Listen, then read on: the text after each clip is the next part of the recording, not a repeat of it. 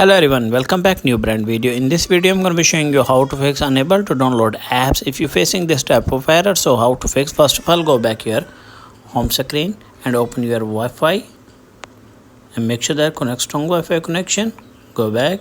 If you use mobile data then turn on airplane mode, at least the 30 seconds you have turned it off, and after that check whether the problem has been fixed or not. If the problem is not fixed then tap on screen time, scroll down, then tap on content and privacy section, then tap on iTunes and App Store. From here you as can see required password. What you need to do it, select don't require, then tap on installing apps. From here you make sure that tap on allow, and after that then tap on in-app purchase.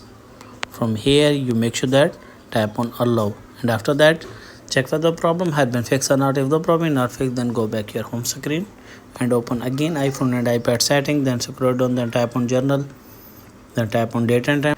You make sure that turn on board toggle. If the toggle turn off, what you need to do it turn on and set correct date and time. After that go back and scroll down, then tap on VPN and device management. From here if you connect anyone VPN, what you need to do it disconnect, and after that go back, then tap on transfer reset iPhone, then tap on reset, then tap on reset network setting, enter your passcode,